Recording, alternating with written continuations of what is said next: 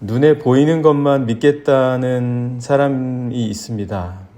그런 사람들 많이 볼 수 있죠. 나는 눈에 보이는 것만 믿고 보이지 않는 거는 나는 믿지 않아. 이렇게 말하는 사람들이 있는데 그런 사람들의 주장이 틀린 것도 아니다. 어느 정도 일리는 있다. 그렇게 말할 수 있습니다. 나는 숫자만 믿어. 통계만 믿어. 수치만 믿어. 다른 거는 다 내가 믿지 않아. 이렇게 말하는 사람들도 있습니다. 또 어떤 사람들은 나는 돈만 믿어. 돈이 힘이야. 돈 없으면 아무것도 못해. 할 수 있는 것도 없어. 이렇게 말하는 사람들도 있습니다. 다 틀린 건 아니죠. 다 틀리지 않았으니까 그 어느 정도 맞는 걸 가지고 그게 전부인 것처럼 과장해서 말하는 게 사람들입니다. 조그마한 거를 다 안다고 생각을 해요. 우리 인간이 어떻게 모두 알 수 있겠습니까? 어떻게 전부를 알 수 있겠습니까? 우리는 그저 조금 알고 부분을 알 뿐입니다. 그런데 그걸 갖고 과장을 하는 게 우리 인간 역사, 인간의 사회가 그렇습니다. 그것에 대해서 아니다. 그런 것이 아니다. 라고 말씀하시는 분이 바로 우리 주님이십니다. 주님이 그걸 우리에게 가르쳐 주십니다. 주님의 삶이 우리에게 이 땅에 보이는 것, 그리고 이 땅의 권력, 그리고 이 땅의 재물이 전부가 아니다라는 것, 그것을 분명하게 보여주셨습니다. 주님은 생명과 죽음과 그리고 이 땅과 천국이 모두 함께 하나가 되고 그리고 보이지 않는 하나님의 능력과 권세가 있어야 모든 것이 온전하게 된다라는 것을 분명하게 보여주셨습니다. 주님이 없이 우리가 전부를 알 수가 없어요. 주님에 대한 믿음이 없이 우리가 온전한 지식에 이를 수가 없습니다. 이 당시 오늘 우리가 마태복음 9장 계속해서 보시고 있지 않습니까? 이 당시에 바리새인들은 자기들의 세계에 빠져 있었습니다. 이게 굉장히 위험한 게 자기들의 세계에 빠지는 게 정말 위험한 거예요. 어떤 사람들은 자기의 직장에 전부 빠져 있어요. 그리고 어떤 사람들은 권력에 빠져 있고 어떤 사람들은 음악에 빠져 있고 어떤 사람들은 미술에 빠져 있고 어떤 사람들은 쾌락에 빠져 있고 이렇게 자기만의 세상에 빠져 있는 것만큼 위험한 게 없습니다. 바리새인들은 자기들이 믿는 율법에 폭 빠져 있는 거예요. 세상을 보지 못하는 거죠. 그래서 그들은 세상 속에 있는 아픔과 세상 속에 있는 상처를 보지 못하는 거예요. 그리고 세상 속에 있는 그 질병들과 그리고 아픔들, 이게 자기들의 아픔이 되면 그때서야 눈이 띄어지게 됩니다. 그 전까지는 자기들만의 세상에 빠져서 그것이 전부인 것처럼 살아가고 나머지 세상은 무관심한 것입니다. 하나님을 알고 그래서 그리스도 예수의 삶과 그분의 말씀을 봐야지 눈이 뜨여지는 거예요. 모든 세상을 골고루 바라볼 수 있게 됩니다. 보게 하시는 거예요. 모든 세상에 대해서 다 볼 수 있게 하시는 분이 우리 주님이십니다. 주님께서는 그래서 산상수훈을 이제 5장부터 말씀하셨잖아요. 우리가 마태복음 보시는데 5장부터 보시면은 산상수훈에 대해서 가장 우리 인간에게 기본적인 말씀을 가르쳐 주시면서 복이 무엇인가를 깨닫게 하시는 것이 산상수훈입니다. 그 산상수훈을 말씀하신 다음부터는 주님께서 뭘 하시냐? 병자들을 고치시는 거예요. 8장 이하부터 보시게 되면 5장부터 산상수훈 말씀하시고 기본적인 율법과 계명에 대한 세 계명을 가르쳐 주신 다음에 8장부터는 이제 주님께서는 병자들을 고쳐주시기 시작하시는 겁니다. 눈에 보이게 하시는 거예요. 그동안 무관심했던 상처와 아픔들, 우리 인간 세상 속에 드러나 보이지 않았던 것들, 그리고 우리의 모습들, 결국 아픔이 남의 모습이 아니라 우리의 아픔이거든요. 우리가 결국 아프게 돼요. 우리가 결국 병에 걸려서 약해지게 되는 게 우리 아담과 하와 이후의 모든 인간이 가야 할 길입니다. 그거를 함께 보고 그게 나의 아픔이라는 거를 알 수 있어야지 돼요. 그렇게 주님께서는 보여주시는 거예요. 우리 인간의 삶이 태어날 때부터 죽을 때까지 늘 건강하지 않습니다. 중간중간에 아플 때가 있고 마지막에 가서는 결국은 병상에 눕게 되어 있는 게 인간의 삶이에요. 야곱도 그랬습니다. 다윗도 그랬습니다. 모두가 그랬어요. 성서 안에 있는 능력 있고 강한 인물들, 믿음이 좋았던 인물들도 마지막에는 병상이에요. 갈 곳이 어디 있습니까? 그게 우리의 삶이에요. 그것도 우리가 기쁨으로 준비하고 받아들일 수 있으면 약함도 우리는 이겨낼 수 있고 병상의 삶도 이겨낼 수 있는 거예요. 주님은 그걸 보여주시는 거예요. 주님이 그걸 보여주시는 게 뭡니까? 너희들이 이렇게 연약하고 미약하고 병상에 누울 수밖에 없는 존재다. 그거 보여주시는 것이겠습니까? 우리 현실을 보여주시는 거예요. 우리 현실을 보여주시면서 그 현실 속에서 우리에게 무엇을 해야 할지에 대해서 할 바를 깨닫게 해주시는 것이 바로 우리 주님의 말씀입니다. 그래서 주님께서는 그런 병자들과 귀신 들린 자들을 만나시면서 치유하시면서 그들에게 말씀으로써 고쳐주시고 그들을 나아오게 하시고 그들과 함께 하시고 그들과 같이 식사하시고 그들과 같이 나누십니다. 세상에 있는 모든 약한 것들을 고쳐주시는 겁니다. 그렇게 하신 이유는 단지 주님의 치유의 능력에 감탄하며 정신 팔려 있으라는 것도 아니고 세상에 있는 아픔을 보면서 우리 인간이 어떻게 완전하게 우리 인간의 모든 전체의 모습을 보게 무엇이 전부인지 무엇이 우리가 가야 할 길들인지를 다 보게 하시는 것이죠. 그러면 우리가 가야 할 길이 뭡니까? 그 아픔과 그리고 그 약한 것들의 현실을 보면서 우리에게 무엇을 깨닫게 하십니까? 오늘 말씀을 보시면은 35절의 말씀에서 같이 한번 보시면은요. 35절입니다. 예수께서 모든 도시와 마을에 두루 다니사. 그러니까 해당이 안 되는 곳이 없어요. 모든 도시마다 다 아픔이 있는 거예요. 모든 마을마다 다 아픔이 있어요. 아픔이 약함이 없는 곳이 없어요.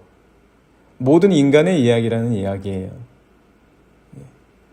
그러니까 이거를 알고 깨달아야지 된다. 약함은 우리의 것이요. 아픔도 우리의 것이다. 우리가 약한 자고 우리가 아픈 자들이다.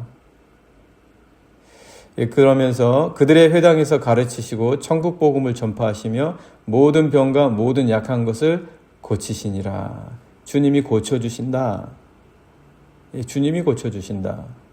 주님 지금 십자가에서 고통당하시고 그리고 다시 부활하신 이후에 하늘나라에 가셨는데 우리 어떡하죠? 지금 공생애처럼 모든 마을과 모든 도시를 두루 다니시면서 만나시는 사람마다 고쳐주신 시대가 아니잖아요. 라고 말하는 사람은 없겠죠. 어떻게 보면 그렇게 말한다는 것조차 감사한 거예요. 그렇게 말할 수 있다면 사모하고 간절히 바란다는 거 아니겠습니까? 그런데 주님이 이렇게 이 땅에서 공생애 때 이런 모습들을 보여주신 이유가 무엇이겠습니까? 주님은 우리 인간의 상황이 뭔지를 보여주시고 그리고 우리 인간의 상황은 하나님의 말씀 없이는 길 잃은 양떼라는 거죠. 약함과 아픔을 갖고 살아가면서 길을 잃어버리는 거예요. 그거를 떠안고 살면서 무엇을 어떻게 해야 할지를 모르는 거예요. 그러니까 약함과 아픔의 파도에 그 파도가 한 번 옵니까? 파도가 계속 오는 게 파도예요. 거기에 계속 부딪혀 맞다 보면 길을 잃어버리는 거죠. 길을 잃어버리고 상처받고 결국에는 파도 앞에서 무릎 꿇고 쓰러져 버리는 거예요. 그런 상황에서 우리 주님께서는 너희들의 상황이 하나님의 말씀 없이는 목자 없는 양과 같은 것이다. 그렇게 가르쳐 주시는 거예요. 36절 말씀 보시면 무리를 보시고 불쌍히 여기시니 이는 그들이 목자 없는 양과 같이 고생하며 기진함이라. 제가 살았던 곳이 바닷가지 않습니까? 그 바닷가 가면 파도가요 열심히 일해요. 파도가 아주 열심히 일합니다. 계속 밀려와요. 우리 인간의 삶에도 걱정거리가 계속 밀려와요. 걱정거리가 열심히 일해요. 우리가 걱정보다 더 열심히 일해야 되지 않습니까? 우리가 걱정보다 더 살아있어야 되지 않겠습니까? 안 그러면 걱정이 너무 열심히 일해서요 계속 밀려오는데 길을 잃을 수가 있어요. 길을 잃는 게 다른 게 아닙니다. 길을 잃는다는 거는 하나님을 잃어버리는 거예요. 믿음을 잃어버리는 거예요.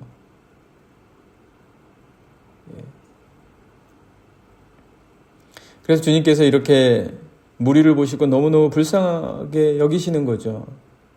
바리새인이 있어봤자 뭐합니까? 서기관들이 있어봤자 뭐예요? 자기들만의 세상에 빠져 있는 거죠. 그래서 눈에 드러나거나 그렇지 못한 것들을 주님께서는 이렇게 보여주시는 거예요.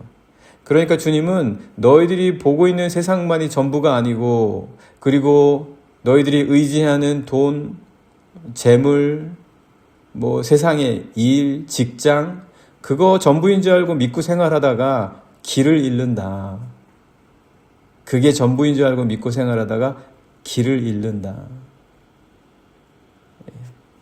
우리 육체, 우리 몸, 우리 건강, 그것도 전부가 아니에요. 그것도 전부가 아닙니다. 우리는 약하다.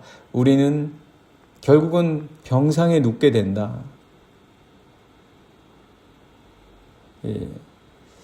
그런데 우리에게 약하다, 병상에 눕게 된다, 이걸 자꾸 이렇게 말씀하시면서 우리에게 미리 기운 빠지게 하는 목적 때문에 그렇게 말씀하시는 거는 아닌데, 그렇다면 왜 그 말씀을 하시냐? 우리 인간 삶의 전부를 보게 하시는 거예요. 그게 전부가 아니라 이 전체 모든 약한 것과 병들고 이런 것들 속에서도 전부를 알면 적어도 길은 잃지 않아요. 그럼 길이 뭐냐? 길이 뭐냐? 37절과 38절 말씀 보시겠습니다. 37절, 38절 말씀 보시면 이에 제자들에게 이르시되 추수할 것은 많되 일꾼이 적으니 그러므로 추수하는 주인에게 청하여 추수할 일꾼들을 보내주소서 하라 하시니라. 주인에게 청하는 것이 주인에게 청하게 하시는 거잖아요. 지금 주님이 제자들에게 그렇게 말씀하시잖아요. 너희들 주인에게 빨리 열심히 청해라. 이게 길이라는 거예요. 이게 길입니다. 이게 길을 잃지 않게 하는 거예요. 주인에게 청하는 것, 아버지에게 청하는 것, 아버지에게 간구하는 것, 아버지에게 간절히 매달리는 것, 이게 단순히 말하는 것만을 의미하는 게 아닙니다. 이것 자체가 일하는 거예요. 아버지에게 청하는 것, 아버지에게 간구하는 것, 하나님께 기도하는 것, 이게 너무나 중요한 거예요. 이것 자체가 길이고 이것 자체가 알미고 깨달음이에요. 이것 자체가 우리로 하여금 길을 잃지 않게 하는 거예요. 이것 자체가 일하는 거예요. 하나님 아버지께 청해라. 주인에게 청해라. 출소할 것이 너무 많다. 이 세상의 병듦과 약함이 너무 많다. 사람들이 얼마나 이런 것들 속에서 길을 잃는지 사람들이 그렇게 얘기하잖아요. 주님이 병 고쳐 주시는 모든 것들을 귀신의 힘을 의지해서 귀신을 몰아낸다. 이렇게 말할 정도입니다. 그럴 정도니까 오늘 우리가 일해야 할 것이 많다. 그 일이 도대체 뭐냐? 우리가 아는 세상에 빠져만 있으면은 그 일이 무엇인지를 몰라요. 전부를 이룰 수가 없습니다. 그것이 뭐냐? 아버지에게 청하는 것이다. 아버지에게 청하는 것은 우리가 전부를 알게 해주는 것이고 우리로 하여금 무엇을 해야 할지에 대해서 그리고 우리로 하여금 일하게 하는 것, 이 일 자체가 바로 주인에게 청하는 것이다. 하나님 아버지께 간절히 청하는 것, 기도하는 것. 오늘 우리 주님께서는 우리 모두에게 오늘 하루를 살아갈 때 아주 중요한 일을 맡겨주셨습니다. 하나님 아버지께 청하라는 거예요. 하나님 아버지께 기도하고 간구하라는 거예요. 그래야 추수가 됩니다. 그래야 마무리가 돼요. 오늘 이 시간 같이 기도하시겠습니다.